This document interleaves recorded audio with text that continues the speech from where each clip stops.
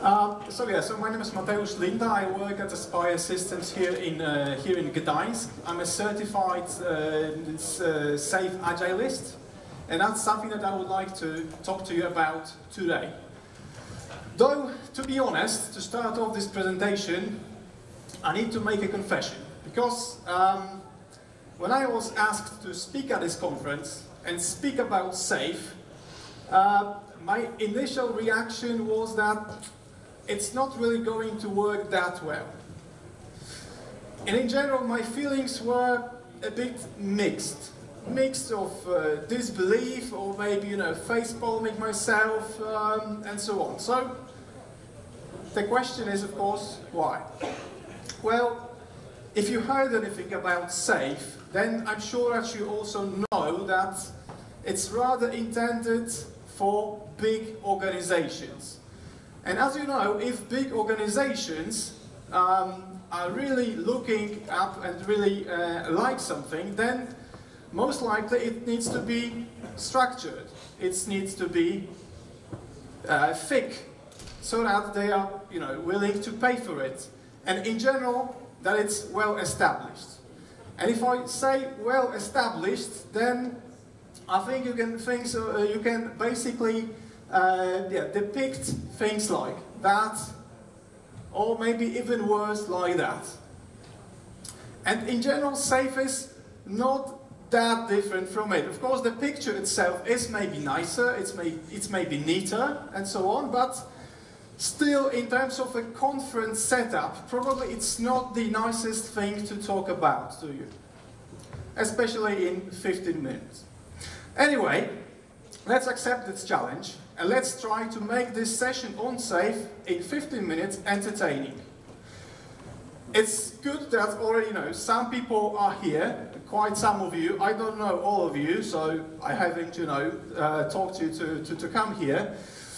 But actually, to challenge myself even a bit more, let's do it, especially in the world of Netflix, giving power to the audience, where you can decide, how the story goes.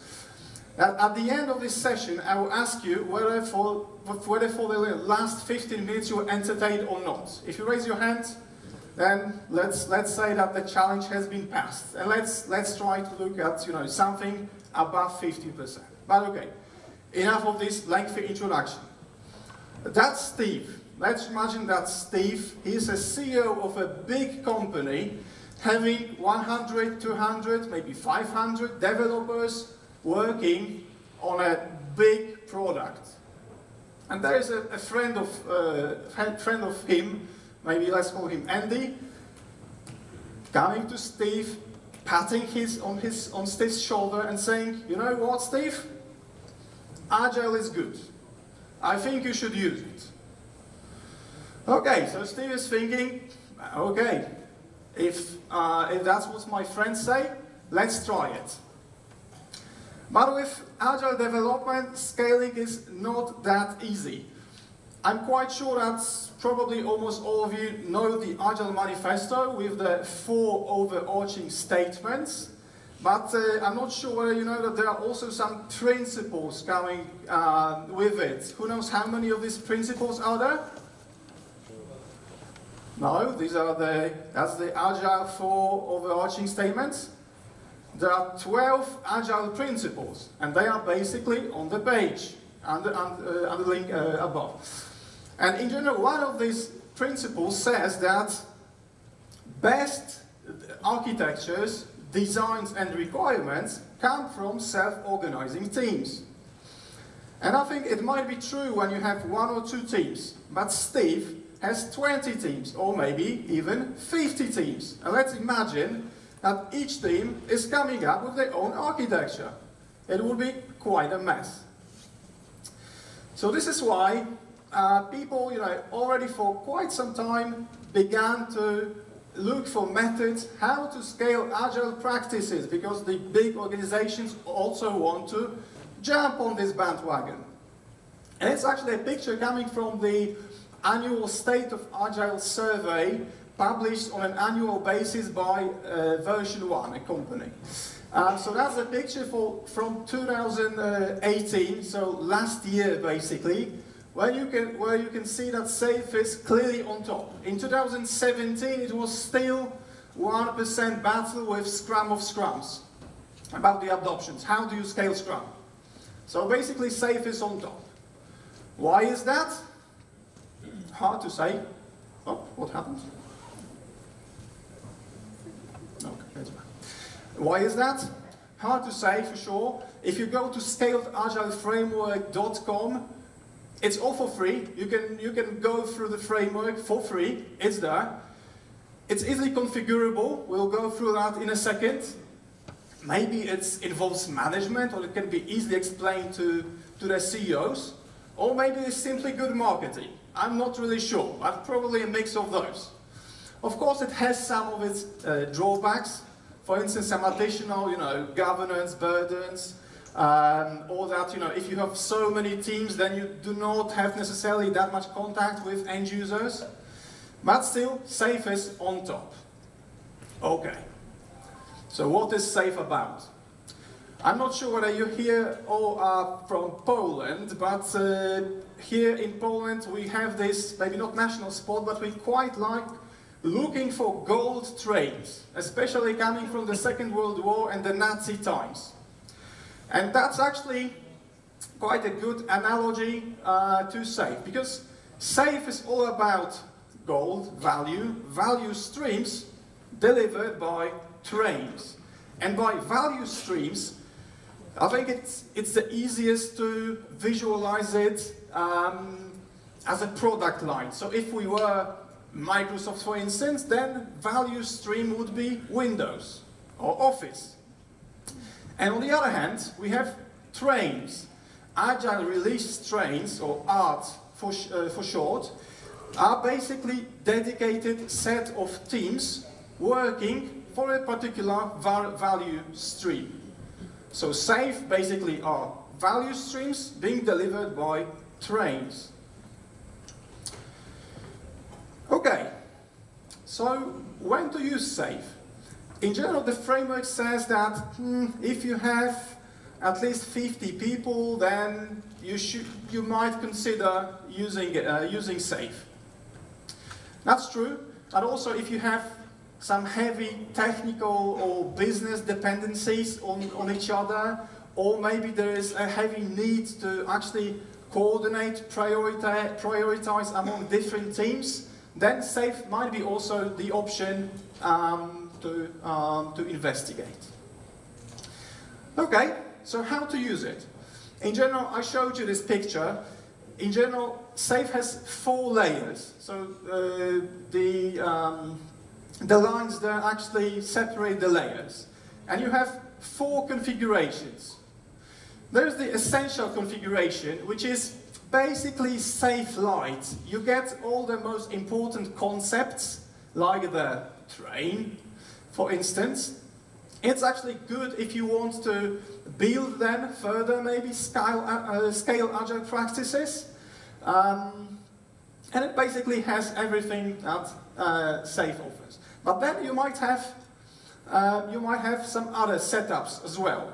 So let's assume that you are working on a large solution. Maybe you are working for a Ministry of Defense, or maybe you're working in an aerospace industry. And basically there is one product, but it's so huge that you really have number of teams working on it. So you might add this additional layer and actually introduce SAFe this way. The other situation might be that we actually have a number of products, a number of product lines, and we have a fixed number of trains, of actually teams. So that's why we might use the portfolio configuration. And then also for really the biggest companies, we have the full-blown implementation of SAFe. So if we were, for instance, let's stick to Microsoft, then on the portfolio level we would have Windows or Office. Then one level beneath it, on the large solution level, we would have probably, well, if it's Office, then we would have Word, Excel, PowerPoint, and then we would have the trains actually delivering the value that has been prioritized and defined. Okay, but most likely not all of us are working in such big, projects. So can we basically take anything out of SAFe for ourselves? And basically I've prepared 3 key takeaways that I believe on my experience, based on my experience, are quite interesting. First one is, if you work in Agile development, on an Agile project, it's quite often that you get into this mood of actually going sprint after a sprint, after a sprint, after a sprint, and so on. After some, probably at the very start, there is some sort of a vision setting meeting with the customer, well, be it internal customer or external, but then you just keep going.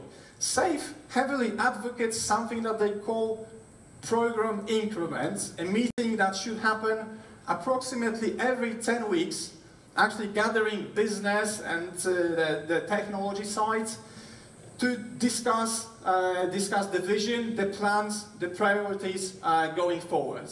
And that's something, I think, that everyone, pretty much everyone could use out of SAFe and try to actually apply in their own environment, because first of all, it keeps your team motivated if they see that there is this vision, someone has a plan, they are not working just because it's the next 2-week-long or 3-week-long sprint, but that's because there's some grander vision behind it, then that's for sure more motivating people. But secondly, it also disciplines, puts some discipline on their customer, because they need to come up regularly with a plan, with a vision. So that's something to consider. The second thing is actually the train analogy, which, at least for me, is quite a good one. I've really seen people pitching Agile in a number of ways. Sometimes, to sell it to a customer, again, be it internal or external, to make projects, initiatives, carry out them in an Agile fashion.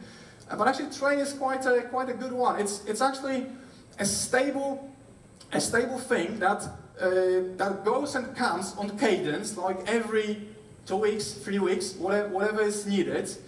In every carriage, every team can be corresponded by a carriage that actually can get some work, and in general, if they come after 2 weeks or 3 weeks, they will deliver you some or defined, prioritized value. And the third thing is something that SAFe puts a lot of emphasis on, which are these value streams. And then they say quite clearly that the business should fund the value stream, not the individual piece, not the 0.5 release of a project, because what happens when you near the end of the project? Then, of course, especially in the big organizations, but also in the smaller ones, someone needs, quite often, to take off, to give a green light. Okay, so we can basically spend the additional budget, we can spend the next part of the budget, and it takes time. Someone is ill, they cannot make the decision, and then basically, well, what to do as a team? Now, SAFe is very much into funding business capacity. Of course, it's not that easy. So if we start a new relationship with a customer, then they of course need to trust us. It might be hard to get the commitment. Okay, you have 1 million zlotys, 1 million euros for this year. Please go on. But after successful delivery, maybe once, maybe twice, we should be more likely to convince the customer, and then they also might see that the additional burden of change management, giving the additional green lights and so on, is also quite some laborious process at their side. So I think it then makes it easier. So basically, these are the 3 takeaways. So the program increment, so basically holding your head above the waterline to see what's coming, the train analogy, and also funding the business value and capacity rather than the individual slices, if only we can, of course. So, as I promised, now it's the big moment, because if I've just wasted 15 minutes of your life, please then stick to your smartphones or whatever. But if you enjoy this presentation, please raise your hand now. Okay, roughly 50%. Some people left, so it might be. So basically, that was the slide that I was mentioning. Yeah, because there was also this one, but hopefully we managed to finish with it. So thank you very much. Thank you.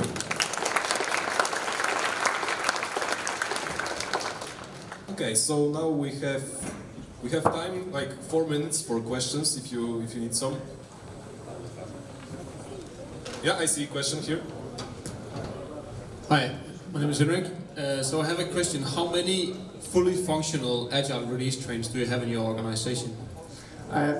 Currently at Aspire Systems here in Gdańsk we do not have any, but basically in the projects we are working with our customers, we quite often advise them how to structure the development. And then our teams sometimes are part of their arts, basically. Any more? Okay, no more questions, so once again, big applause.